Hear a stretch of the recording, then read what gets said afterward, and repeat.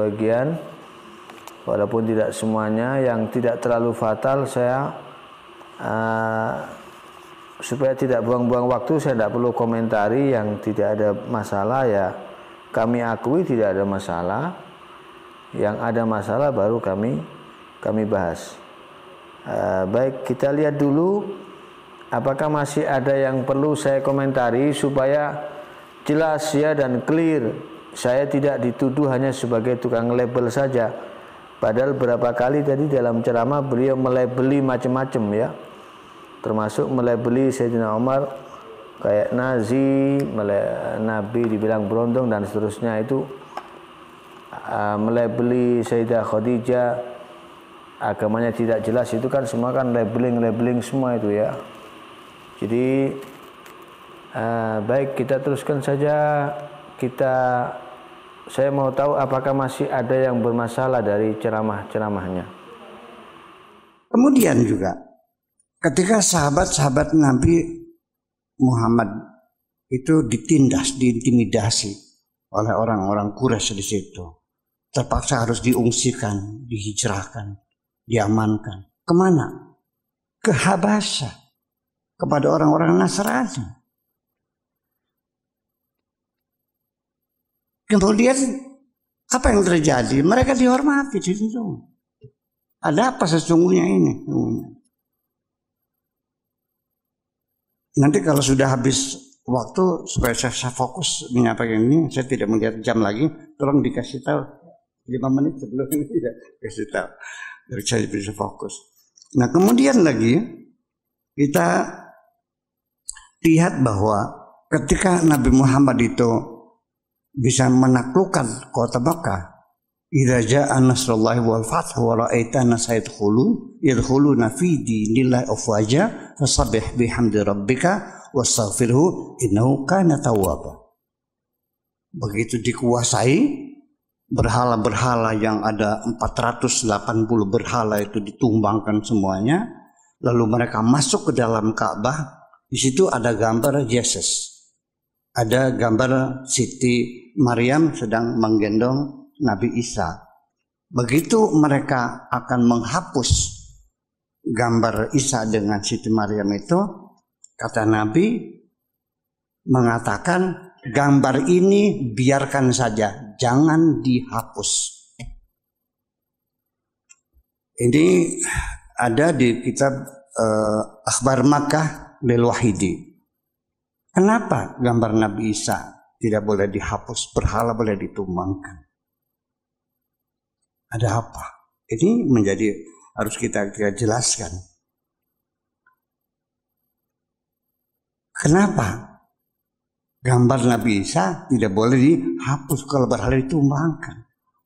Jadi artinya betapa dekatnya hubungan Nabi dengan para Nasrani itu.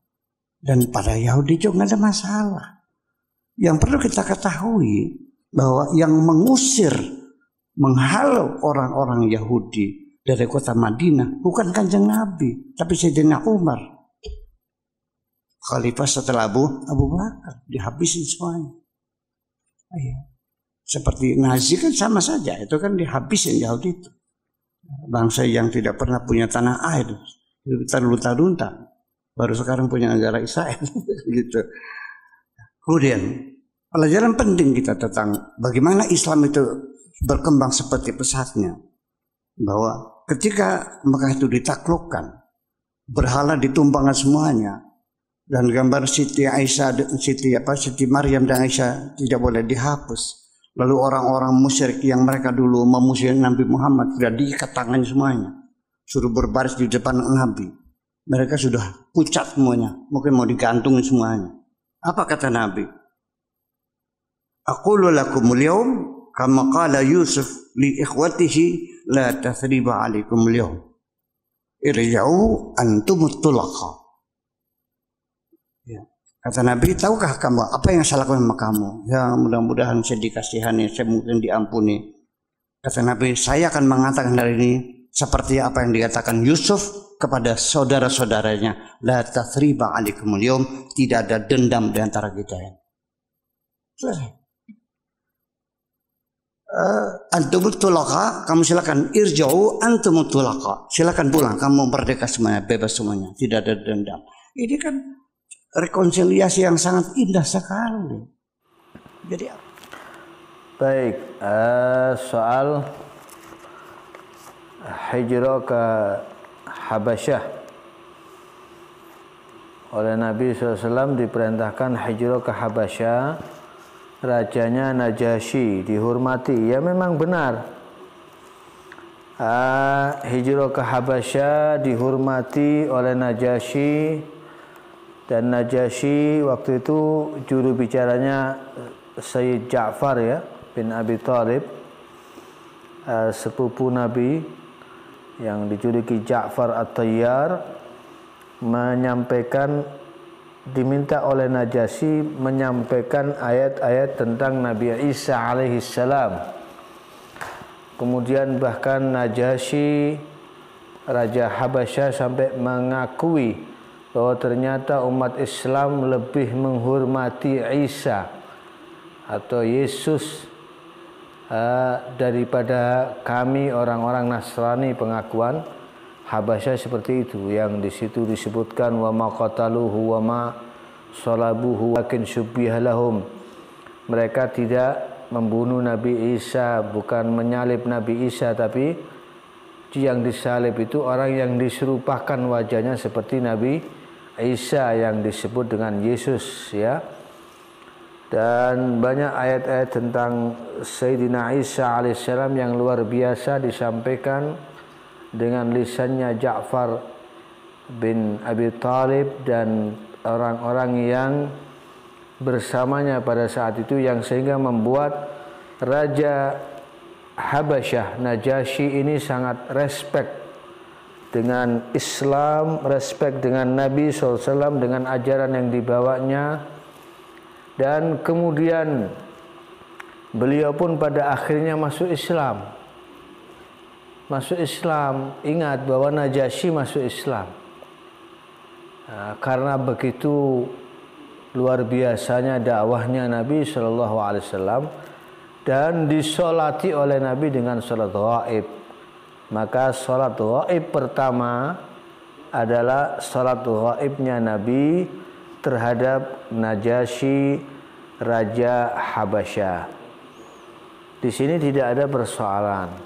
Kemudian ada ayat juga, la tajidanna asyaddan nasi adawatan lil ladzina amanu al-yahud wal ladzina asyraku wa la tajidanna aqrabahum mawaddatan lil ladzina amanu alladzina qalu inna nasara dzalika bi anna minhum qissisina wa ruhbana wa annahum la yastakbirun. Nah, ini kita lihat dulu tafsirnya.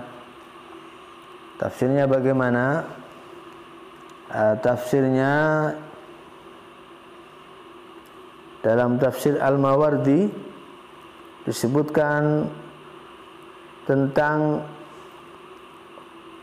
orang yang paling dekat dari itu, wala tajidanna aqrabahum mawaddatan lil ladzina amanu alladzina qalu inna nasara, yaitu mereka yang berkata kami orang-orang Nasara, itu yang paling dekat dengan orang yang beriman. Laisa hadza 'alal umum, ini bukan secara umum. Wa innama huwa khassun, ini khas, khusus, tertentu. Wa fihi qaulan, di situ ada dua pendapat. Ahaduhuma ana bidzalika an-Najasyi wa ashabahu lamma aslamu. Ada yang menafsiri yang dimaksud di sini adalah Raja Najasyi tadi, Raja Habasyah, dan para sahabatnya yang masuk Islam yang dimaksud dalam ayat yang qalu inna nasara ini. Ini pendapat pertama yang diikuti oleh Ibnu Abbas dan Sa'ad bin Jubair. Kemudian pendapat kedua, watsani annahum qaumun minan nasara kanu 'alal haqq mutamassikina bi syari'ati Isa alaihi salam falamma bu'itsa Muhammadun sallallahu alaihi wasallam amanu bihi. Mereka adalah orang-orang Nasara yang masih berpegang teguh dengan syariat Nabi Isa yang masih orisinil, belum ditahrif, belum dirubah. Ya, ketika diutus Nabi Muhammad SAW, kemudian mereka beriman kepada Nabi Muhammad. Ya. Jadi memang Nabi Muhammad ketika sudah diutus tidak boleh lagi beriman kepada nabi lain. Tidak boleh lagi berpegang teguh kepada kitab lain kecuali Al-Qur'an. Karena Nabi menasakh, menghapus nabi-nabi yang terdahulu syariatnya, dan Al-Qur'an menghapus kitab-kitabnya nabi-nabi yang terdahulu, ya. Bahkan sampai Nabi SAW bersabda, "Waladhi nafsi biyadihi law kana Musa hayyan ma wasyahu illa ayattabi'ani." Demi zat yang jiwaku ada di tangannya, seandainya Musa hidup saat ini, maka tidak ada pilihan baginya kecuali mengikuti saya. Kecuali mengikuti agama saya. Ya. Kemudian tadi ketika sudah menaklukkan kota Mekah dengan membawa surat Idza jaa nasrullah wal fath, ya, ila akhir ayat surat Al-Fatah tentang Fathu Makkah. Di situ ada proses, ya, jangan dipotong-potong, ya. Ada proses ketika Nabi SAW sudah masuk ke dalam Ka'bah.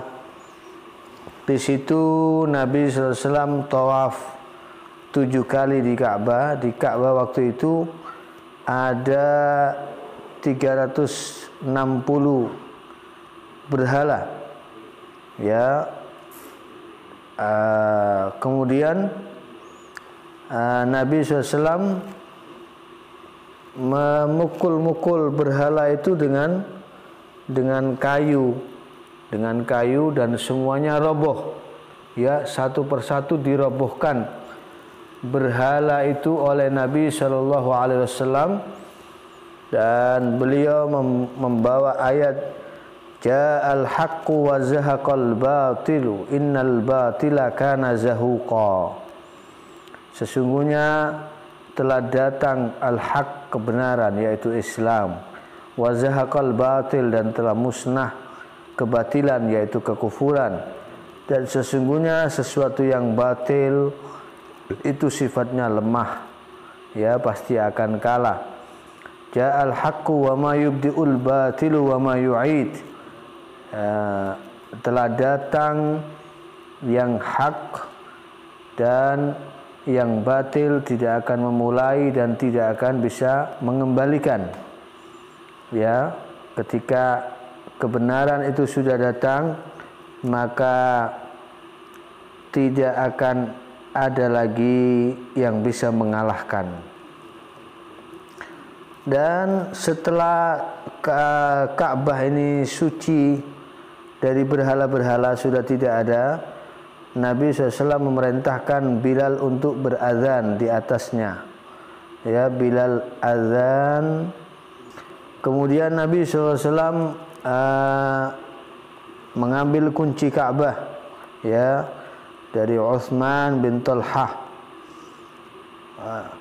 Fadu'iya lahu faqala hadza miftahuk ya Utsman. Diserahkan oleh Nabi SAW. Al-yawm hadza miftahuka ya Utsman. Al-yawma yawmu birrin wa wafa. Khudhuha ya Bani Syaibah khalidah talidah la yanzi'uha minkum illa zalim.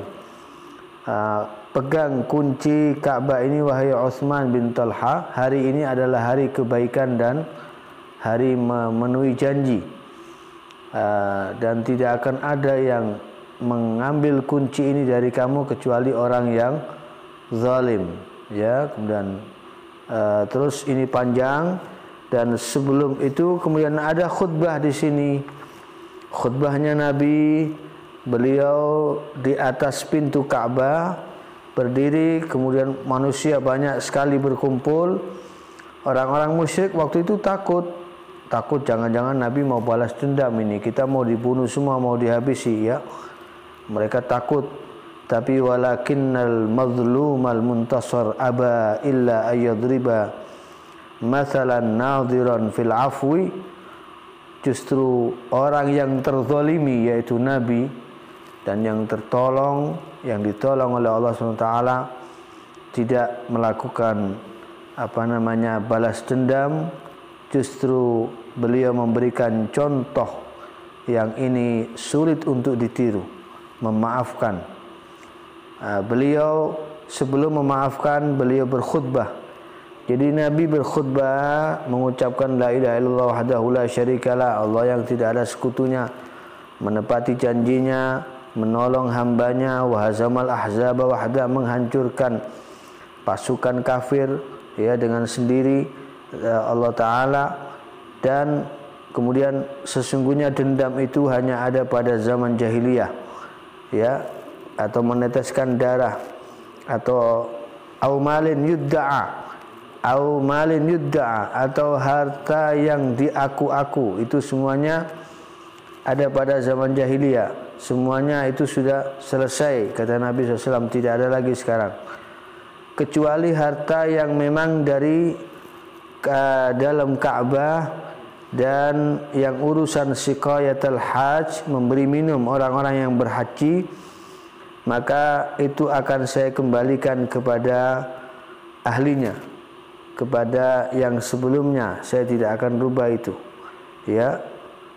Tapi kemudian Nabi juga mengingatkan, ingat, wa inna qatilal khata' shibhal amad bis-saut wal 'asa, bahwa yang terbunuh secara salah, jadi kalau ada orang membunuh tapi salah, yang dibunuh itu salah, si fulan, si A yang mau dibunuh, tapi yang terbunuh ternyata si B, kata Nabi itu menyerupai sengaja ya, dan tetap harus terkena dia ya 100 onta. Ini masih dijelaskan oleh Nabi SAW ya, ad-diya muhallallah mi'a minal ibil. Bahkan ini kemudian Nabi SAW setelah itu mengatakan, wahai orang-orang Quraisy,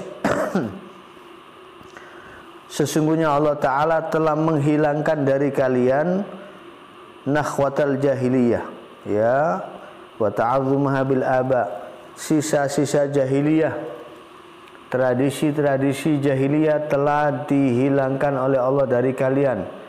Dan saling berbangga-banggaan dengan orang tua, dengan bapak-bapaknya, itu sudah tidak lagi, itu tradisi jahiliyah, kata Nabi, dan itu sudah dihilangkan dari kalian. Seluruh manusia adalah anak Adam, dan Adam diciptakan dari tanah. Kemudian Nabi SAW membaca ayat ini di surat Al-Hujurat ayat 13.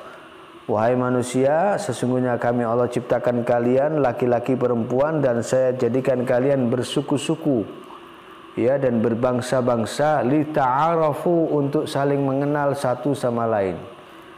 Inna akramakum 'indallahi atqakum, sesungguhnya yang paling mulia di antara kalian di sisi Allah adalah yang paling bertakwa. Innallaha alimun khabir.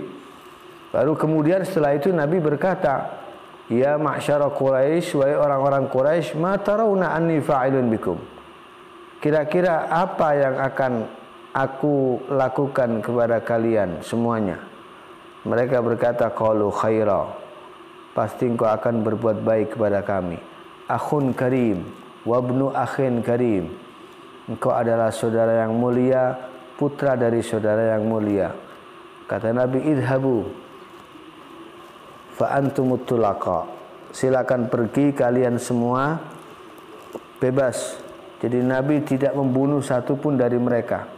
Beliau masuk ke Mekah dengan damai, tidak mengotori Mekah dengan darah. Tidak ada satupun darah yang tertetes ya.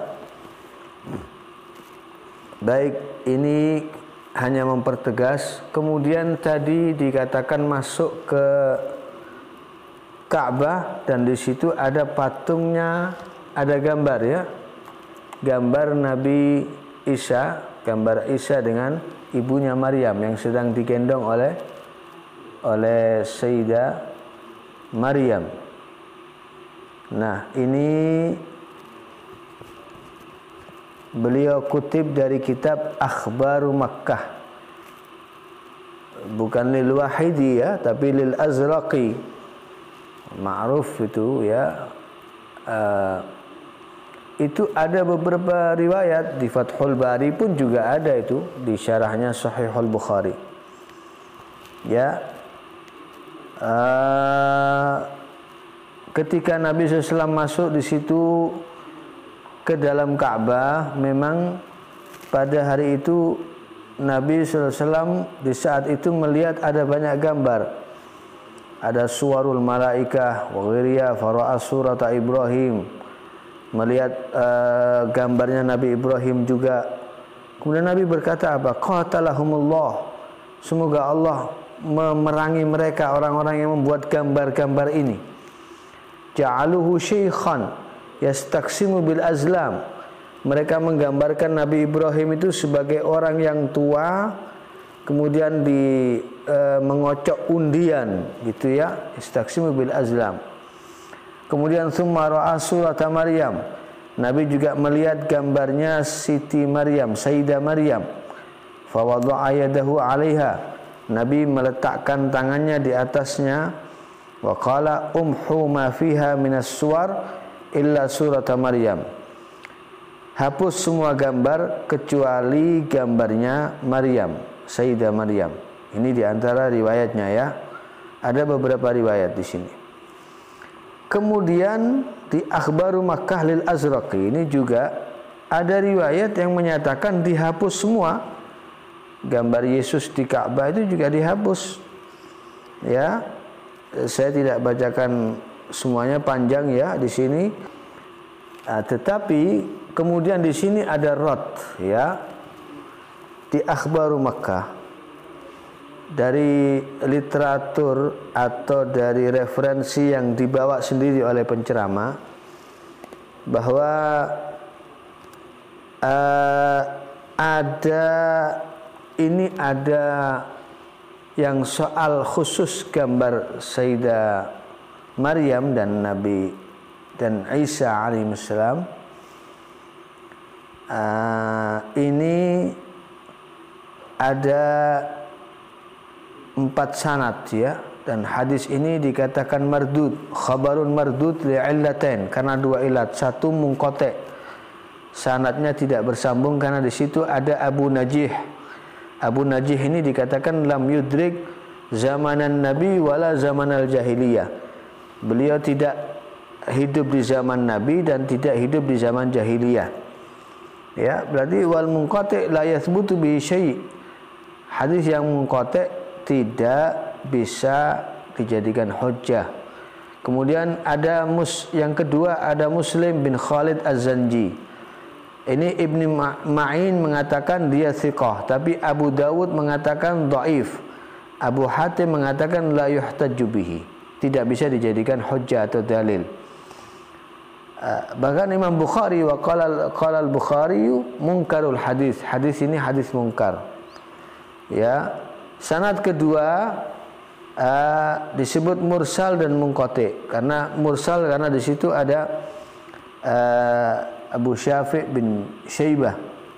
Ini seorang tabi'in, bukan seorang sahabat. Kemudian ilat yang kedua dhaif karena munqati'. Sanad ketiga disebut dhaif karena mursal. Yang kedua karena ada Zaid bin Iyad. Zaid bin Iyad ini dinyatakan dhaifun kadzab. Sanad keempat mardud, tertolak. Ya, ini disebutkan di Syiaru A'lamin Nubala, di Tarikhul Islam. Jadi ini dikatakan riwayatun saqitatun minan nahiyatil isnadiyah. Riwayat ini gugur dari arah sanad karena sanadnya sudah bermasalah. Jadi ada rad ya, ada rad. Ini jawaban kami atas soal gambar tadi itu ya. Dan sudah maklum Nabi kita melarang suwar dan at-tamathil ya, melarang membuat berhala, melarang membuat gambar-gambar manusia yang utuh. Itu sudah ma'ruf. Di hadis-hadis itu ada banyak ya tentang larangan Nabi Shallallahu Alaihi Wasallam. Saya sampaikan radnya, rudutnya, kritikan tentang hadis tersebut ternyata itu masih dianggap bermasalah dari sumber yang Anda bawa sendiri, yaitu Akhbaru Makkah karangan Al-Azraqi, ya, bukan Lil Wahidi. Baik, ini jawaban saya. Kemudian ada riwayat di Dalailun Nubuwah lil Baihaqi yang menyatakan dihapus semua, itu banyak sekali. Fayamhu kulla suratin fiha wa lam yadkhulil baita hatta muhiyat kullu suratin fihi. Beliau masuk Ka'bah kecuali semua gambar itu dihapus. Ini ada di Dalailun Nubuwah lil Baihaqi.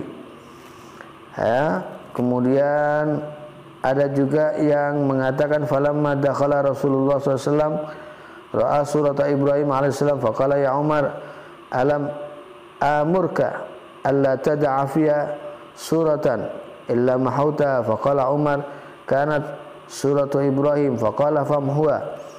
Ya, kalau yang di riwayat-riwayat lain yang banyak itu adalah gambarnya Nabi Ibrahim. Nabi memerintahkan walaupun itu termasuk gambarnya Nabi Ibrahim, hapus, semuanya dihapus. Ya, semuanya dihapus. Imsahu ma fiha minas suwar illa surat Ibrahim, ada yang begitu. Hapus semua gambar kecuali gambarnya Nabi Ibrahim, ya. Dan sekarang tidak ada gambar-gambar itu, sudah tidak ada di dalam Ka'bah, ya. Setelah terjadi kebakaran, jadi gambar-gambar itu sudah tidak ada lagi, ya. Qatadah mengatakan, kenapa demikian? Orang-orang Nasara yang masih berpegang teguh dengan syariat Nabi Isa alaihissalam dan kemudian beriman kepada Nabi Muhammad setelah Nabi Muhammad diutus, Qatadah berkata, "Dzalika bi anna minhum qissisina wa ruhbana." Ruhbana qissisin, wahidul qissisin qissun. Qissun itu mufradnya, qissisin jamaknya. Ya, mereka artinya al-ubbad. Ubbad itu yang ahli ibadah.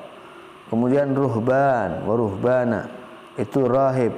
Maknanya rahib itu az-zuhad, orang-orang yang zuhud. Wa annahum la yastakbirun, dan mereka tidak sombong. Maksudnya tidak sombong ini apa?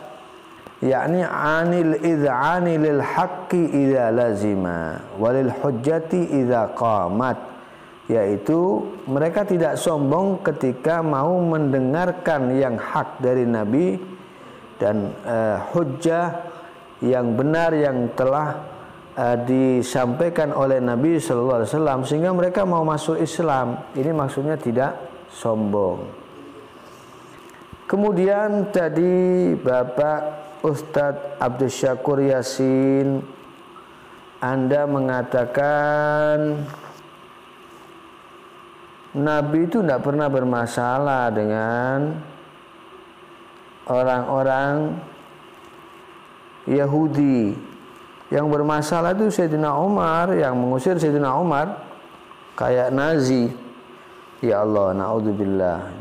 Ini sudah Sayyidah Khadijah, sudah Nabi sudah dibilang berondong. Sekarang Sayyidina Umar dibilang Nazi, yang dibuat nazir, perbandingannya Nazi. Ciri-ciri orang yang biasa sebut sahabat, menyudutkan sahabat, itu orang-orang Syiah. Ciri-cirinya itu orang-orang Syiah itu hobinya mencaci maki sahabat. Kalau Anda tanya siapa orang paling buruk setelah Nabi, mereka akan menjawab sahabat Nabi Muhammad SAW, itu orang Syiah. Saya tidak menuduh, cuma omongan Anda ini kok mirip sekali ya dengan orang-orang Syiah, ya. Ada indikasi gitu ya, orang-orang Syiah itu seperti itu. Makanya kok banyak yang kepanasan orang-orang Syiah ini ketika saya mau menyampaikan kritikan saya ini. Wallahu a'lam. Bahwa di zaman Sayyidina Umar memang terjadi pengusiran Yahudi dari tanah Hijaz, itu sebab itu kehendak Nabi SAW sebelum wafatnya.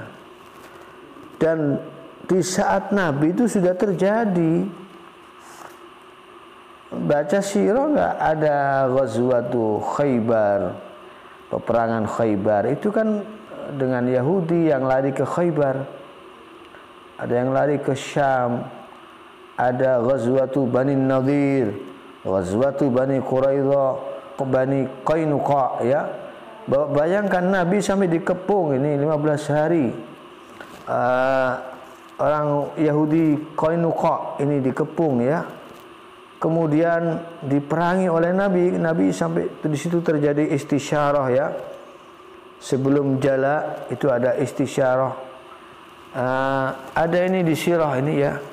Ini supaya jenengan faham ini. Saya bacakan sirahnya. Fasalahahum Rasulullah SAW alal jala. Nabi SAW mau siap damai mereka. Mereka ngajak damai, silakan, Nabi mau damai, tapi dengan syarat mereka diusir dari Madinah, tidak boleh ada di Madinah. Jala, dikosongkan Madinah. Wa ala anna likulli thalathatin minhum ba'iran yahmiluna alaihi ma sya'u min amwal. Kemudian mereka di antara mereka diberi syarat setiap orang boleh bawa 3 onta, ya, dan harta-hartanya suruh bawa semua sama Nabi, hartanya mereka. Kemudian rumah-rumahnya dibakar, ya, suruh bakar rumah-rumahnya mereka sendiri, dibakar. Kemudian supaya kebun-kebunnya dibakar, supaya apa? Supaya tidak diintifak oleh kaum muslimin, tidak diambil manfaatnya oleh umat Islam. Ini Nabi SAW, bukan Sayyidina Umar ini. Ini Nabi ini. Di sini bahkan termaktub ini dalam Al-Quran, ternas. Ada nasnya. Nasnya ini firman Allah Subhanahu Wa Taala. Firman Allah dalam Al-Quran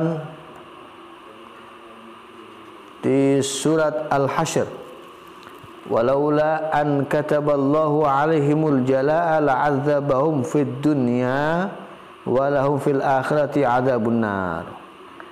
Jadi ketika Allah Ta'ala sudah menetapkan mereka itu harus keluar, al-khuruj, al-jala ay al-khuruj minal Madinah, keluar dari Madinah, mereka, Allah Ta'ala menyiksa mereka di dunia dengan cara apa? Ditawan dan dibunuh. Dibunuh semua itu, dihabisi sama Nabi. Wanita-wanitanya, anak-anaknya ditawan. Kemudian walahum fil akhirati adzabun nar. Dan di akhirat mereka masih mendapatkan siksa neraka. Dan ini semua karena sebab mereka sendiri. Dzalika bi annahum syaqqullaha wa rasulahu, mereka menentang Allah dan Rasulnya.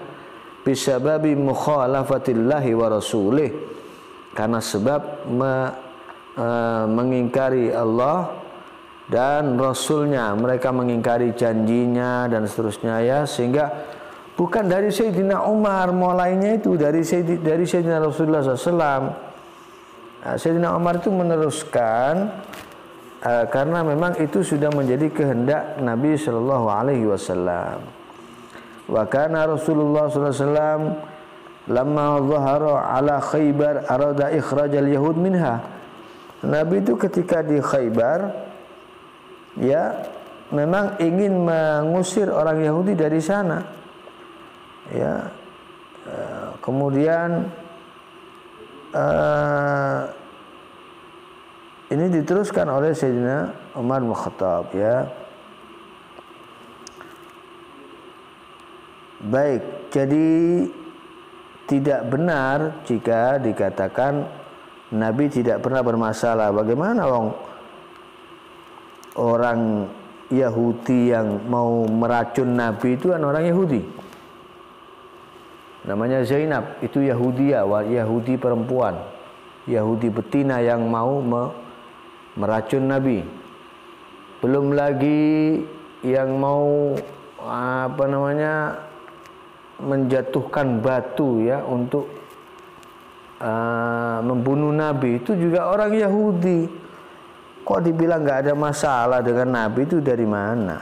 Itu, ya. sampai di sini Nabi SAW berkata, ini di Sahih Muslim ada, la ukhrijannal yahud wan nasara min jaziratil Arab hatta la ada'a illa musliman. Saya sungguh akan keluarkan saya usir orang Yahudi dan Nasara dari jazirah Arab sampai tidak ada yang tersisa kecuali orang Muslim saja. Ini ada di Sahih Muslim. Ya, kemudian di Akhbaru Makkalil Fakihi juga ada riwayat yang serupa, yang mirip. Juga di Sahihul Bukhari juga ada. Semua riwayat-riwayat ini menjelaskan bagaimana sikap Nabi SAW terhadap orang Yahudi, dan memang orang Yahudi ini kurang ajar. Dalam Sahih Muslim kan dijelaskan, anna Yahuda Bani Nadir wa Quraidah harabu Rasulullah sallallahu alaihi wasallam. Mereka orang Yahudi Bani Nadir, Bani Quraidah memerangi Nabi sallallahu alaihi wasallam. Fa ajla Rasulullah sallallahu alaihi wasallam Bani Nadir. Yang Bani Nadir diusir semuanya oleh Nabi sallallahu alaihi wasallam. Wa aqarra Quraidah wa manna alaihim hatta harabat Quraidah. Yang Quraidah dibiarkan dulu sampai mereka Bani Quraidah ternyata juga memerangi Nabi. Sudah dibiarkan sama Nabi, masih dipertahankan, diberi anugerah, dibaiki, masih memerangi Nabi. Ba'da dzalik faqatala rijalahum wa qasama nisa'ahum wa auladahum wa amwalahum bainal muslimin. Kemudian Nabi membunuh semua kaum laki-lakinya dari Bani Quraidah, yang wanitanya dijadikan tawanan, rampasan perang, anak-anaknya juga, harta-hartanya juga, dan ini dibagikan kepada muslimin. Ya. Kemudian wa ajla Rasulullah SAW Yahudal Madinah kullahum. Ada riwayat Nabi SAW mengusir seluruh orang Madinah, Yahudi Madinah. Bani Qainuqa yang tadi saya terangkan. Mereka adalah kaumnya Abdullah bin Salam dan Yahud Bani Harithah. Wa kullu Yahudiyin kana bil Madinah, dan seluruh Yahudi yang ada di Madinah. Jadi Nabi menumpas habis mereka semuanya. Ya, apakah Anda mau mengatakan Nabi seperti Nazi? Nabi Hitler? Kalau Anda berani silakan katakan. Kalau ada yang mau mengatakan, yang mendengarkan ini mau berani mengatakan Nabi itu Nazi atau Hitler, silahkan kalau Anda mau berani. Dan Anda akan pertanggungjawabkan ucapan Anda kelak di hari kiamat di hadapan Allah dan di hadapan Nabi SAW. Na'udzubillah min dzalik. Ini sejarah, ya. Ya, jadi saya kira cukup tentang tuduhan bahwa Nabi tidak ada masalah dengan orang Yahudi. Justru sudah ada sejak zaman Nabi, bukan sejak zaman Sayyidina Umar Ibnul Khattab radhiyallahu anhu. Sayyidina Umar hanya menyempurnakan apa yang belum terrealisasi dari keinginan Nabi SAW. Dan kota Madinah sendiri dibangun itu sebagai kota Madinah kan dari kata tamadun, civilization. Ya, itu kan berdasarkan fakta, berdasarkan konsensus dengan semua agama yang ada. Seperti kita di Indonesia begini kan, konsensusnya kan Pancasila. Ya. Untung negara kita bukan negara agama ya, tapi agama yang bertuhan. Kalau negara beragama itu sangat efektif sekali dan sangat menguntungkan sekali seorang diktator untuk melaksanakan kediktatorannya, karena semua keputusan agama yang tidak bisa dibantah. Ini persoalannya. Ya, kita sudah bersyukur kita negara beragama kok, Tuhan Yang Maha Esa. Iya, jadi perlu kita waspadai. Dan ini gimana ini? Menamai Madinah itu berdasarkan konsensus itu dari mana? Ini saya kok penasaran, pengen tahu tuh dasarnya atau sumbernya itu. Yang saya tahu dulu sebelum Nabi hijrah, nama klasiknya itu Yathrib. Itu nama klasiknya Madinah itu Yathrib. mulai disebut Al-Madinah Al-Munawwarah, ada nama Thaibah, ada kitab khusus menjelaskan tentang asma Madinah, Al-Madinah Al-Munawwarah, nama-nama kota Madinah. Setelah Nabi SAW hijrah menempati Madinah menjadi Al-Madinah Al-Munawwarah, kota Madinah yang bercahaya, ya.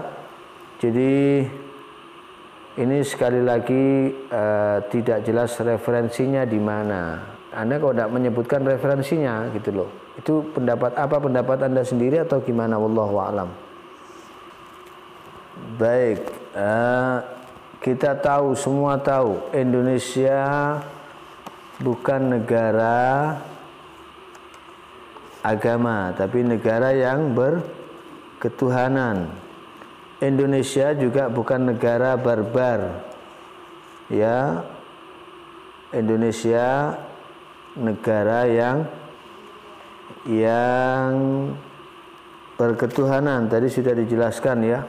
Kalau kemudian Indonesia ini menjadi negara yang beragama, maka akan mudah terjadi keputusan yang diktator, yang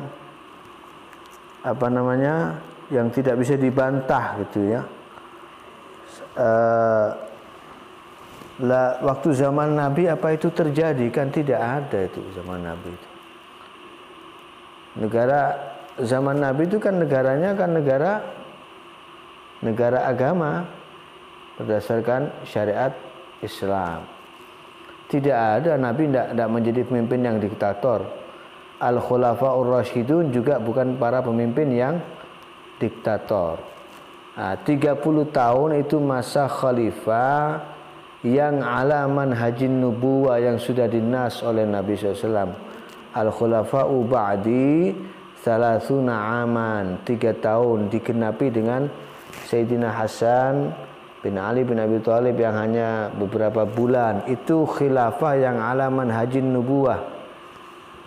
Ya, 6 bulannya Sayyidina Hasan itu menggenapi 30 tahun khilafah ala manhajin nubuwah. Khilafah yang berjalan di atas manhaj nubuwah. Nah, yang setelah itu mulkun adud, bungkusnya saja khilafah. Kecuali Umar bin Abdul Aziz, kecuali Khalifah Muhammad Al-Fatih, itu ada nasnya, itu dari Nabi SAW ada nasnya, ya.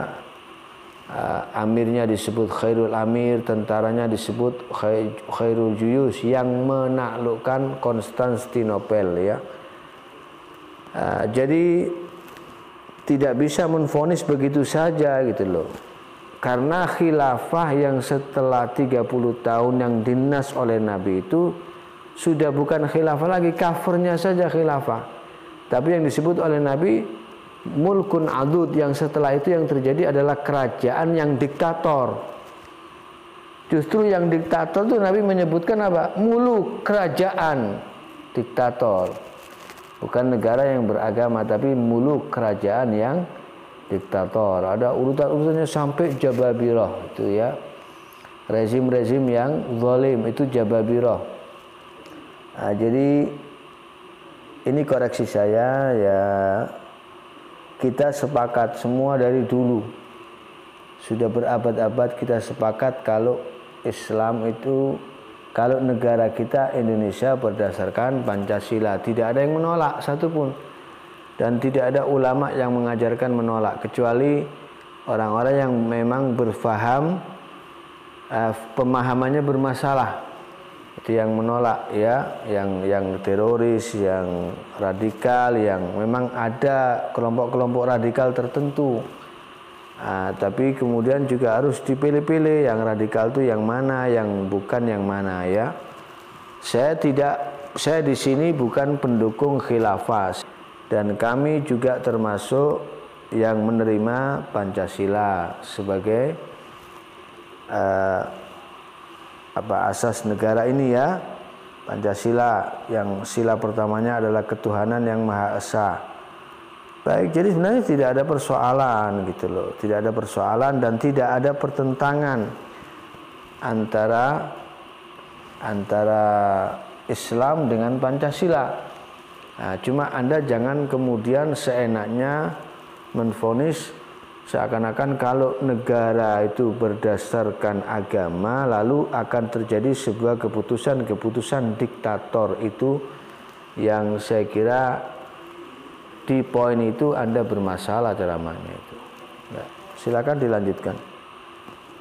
Diduga oleh orang-orang Mekah pada zamannya itu bahwa Nabi itu diduga bukan membawa agama baru, tapi dia ingin mengembangkan sekte baru dalam agama Nasrani. Jadi apa katanya, orang-orang Quraisy menyangka Nabi membawa sekte baru dari agama Nasrani. Itu saya pengen tahu itu dari mana. Karena sekte dengan agama itu beda. Sekte itu berarti firqah. Ya, kalau agama itu din. Mereka jelas tahu Nabi itu membawa agama yang baru. Dan mereka itu sebenarnya sudah tahu, bukan tidak tahu. Tahu dari kitab-kitab terdahulu mereka itu sudah tahu. Kalau Nabi itu membawa agama baru. Ya, agama yang baru bagi mereka. Sebenarnya itu bukan agama baru. Agama yang mengajarkan kepada tauhid, ya bertentangan dengan agama mereka yang menyembah berhala, ya. Jadi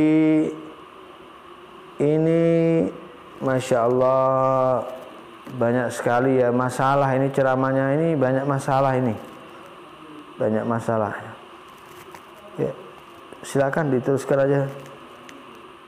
Yang ingin perlu saya sampaikan di sini bahwa masalah sorga dan neraka itu hak prerogatif Allah.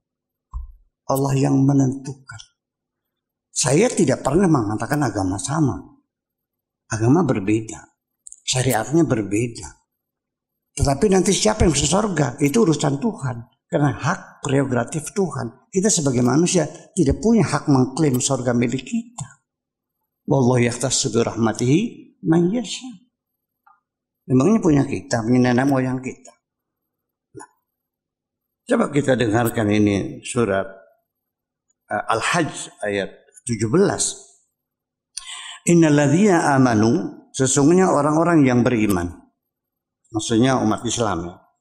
Walladzina hadu, dan orang-orang Yahudi, wasabiuna, dan agama Paseban, wan Nasara, dan orang-orang Nasrani, wal Majus, dan orang-orang Majus, walladzina asyraku, dan orang-orang yang musyrik penyembah berhala.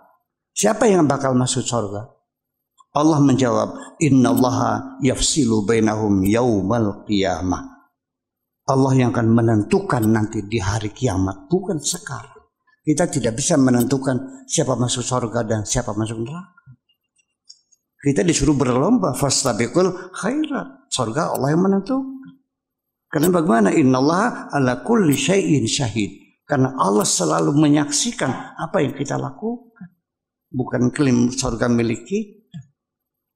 Jadi ada beda. Kalau orang mengatakan agama sama, mungkin saya diserang. Saya tidak pernah mengatakan agama sama. Tapi surga adalah milik Allah dan mutlak bahwa keputusannya bukan sekarang tapi nanti di hari kemudian. Itu hak prerogatif Allah semuanya. Baik, ini kayaknya ada yang perlu dikoreksi ya. Kalau soal masalah kita tidak bisa, alhamdulillah tadi Anda mengatakan Anda tidak mengatakan semua agama sama. Oke. Ya sudah jelas ya, kita juga semua mengatakan tidak ada agama yang sama, semua berbeda, Tuhannya berbeda, keyakinannya juga berbeda. Lalu kita hanya disuruh sekedar berlomba-lomba kepada kebaikan. Tidak boleh mengklaim bahwa kita yang benar dan kita yang masuk surga. Nah, ini yang bermasalah dalam masalah agama ya, masalah keyakinan. Tadi dikutip surat Al-Hajj ya. Surat Al-Hajj. Di sini innalladzina amanu walladzina hadu was-sabiina wan nasara wal majusa walladzina asyraku innallaha yafsilu bainahum yaumal qiyamah innallaha ala kulli syai'in syahid. Orang yang beriman, sesungguhnya orang-orang yang beriman. Kemudian orang-orang Yahudi, orang-orang Sabiin, ini para penyembah bintang, ya, orang-orang yang agamanya nggak jelas ini, sekte-sekte sesat dalam agama kafir, namanya Sabiin. Wan Nasara, orang-orang Nasara, wal Majus, orang-orang Majusi, penyembah api. Walladzina asyraku, dan orang-orang musyrikin. Innallaha yafsilu bainahum, sesungguhnya Allah Ta'ala memisahkan mereka, bainahum yaumil qiyamah, di hari kiamat. Innallaha ala kulli syai'in syahid, sesungguhnya Allah Ta'ala maha menyaksikan segala sesuatu. Anda bilang kita tidak tahu siapa yang masuk surga nanti di hari kiamat berdasarkan ayat ini. Saya mau tahu ulama siapa, ulama yang mana, di kitab apa, tafsir apa, gitu loh. Nah, Anda harus pahami maknanya yafsilu itu bagaimana. Ya, yafsilu itu Ibnu Abbas mengatakan yaqdi bainahum yaumal qiyamah. Allah Ta'ala yang akan memutuskan di antara mereka pada hari kiamat. Maksudnya memutuskan apa? Ya, di dunia kita sudah bisa tahu. Kan Allah Ta'ala sudah berfirman, misalnya dalam surat Al-Baqarah, walladzina amanu wa amilus solihati ulaika ashabul jannati hum fiha khalidun. Orang-orang yang beriman dan beramal soleh, mereka adalah ashabul jannah, penduduk surga, dan mereka al-khalidun, yang akan kekal di surga. Bahkan ini dalam tafsir Al-Wajiz, ya, lil Wahidi, Abil Hasan Al-Wahidi. Di sini ada penjelasan begini tentang orang-orang kafir. Innalladzina amanu, sesungguhnya orang-orang yang beriman dengan para nabi-nabi yang terdahulu, bil anbiya'il madin walam yu'minu bik, dan mereka tidak beriman denganmu Muhammad. Walladzina hadu, dan orang-orang Yahudi, dakhalu fi dinil yahudiyah, yang mereka masuk pada agama Yahudi. Wan Nasara, dan Nasara, was-sabiin, dan orang-orang Sabiin itu yang al-kharijina min din ila din, yang keluar dari satu agama masuk ke agama yang lain. Wa hum qaumun ya'budun nujum, mereka para penyembah bintang-bintang. Man amana, man ini kan badalul ba'at minal kul, menjadi badal. Dari mereka semua itu, badal berarti badal ba'at, ada sebagian. Dari semua tadi yang disebut itu, mulai innalladzina amanu walladzina hadu sampai seterusnya, man amana min haula, ya, yaitu siapa yang beriman dari mereka semua itu tadi yang disebut, dari orang Yahudi, Nasara, Sabiin. Siapa yang beriman? Iman dengan siapa? Dengan Allah, billahi wal yaumil akhir, dan hari akhirat. Wa amila sholihah, dan beramal soleh. Beramal soleh di sini di tafsirnya ai bil imani bi Muhammadin alaihissalam, beramal soleh dengan sebab dengan iman kepada Nabi Muhammad alaihissalam. Kenapa? Li'anna dalila qad qama anna man lam yu'min bihi la yakunu amaluhu salihah. Orang yang tidak beriman dengan Nabi Muhammad, amalnya tidak bisa dikatakan amal soleh. Falahum ajruhum 'inda rabbihim wala khaufun 'alaihim wala hum yahzanun. Nah, orang-orang seperti inilah yang dijamin oleh Allah Ta'ala pahalanya, tidak ada rasa takut, dan mereka tidak akan merasakan susah karena mereka berada dalam surga Allah Subhanahu wa Ta'ala. Jadi kita ini di dunia sudah bisa melihat, gitu loh, sudah bisa melihat bahwa yang masuk surga itu orang yang beriman. Yang tidak beriman ya masuk neraka. Nahnu nahkumu bidzawahir wallahu yatawallas sarair. Memang Allah Ta'ala punya hak prerogatif. Iya, itu surga itu hak prerogatifnya Allah Ta'ala. Ya, lahu iqabu man ata'ahu kama yuthibu man asa wa yuli ni'ama. Kadza lahu ayyulimal atfala wa wasfuhu bidzalimi istahala. Allah Ta'ala boleh menyiksa orang yang taat, boleh juga memberikan pahala dan memberikan nikmat kepada orang yang bermaksiat.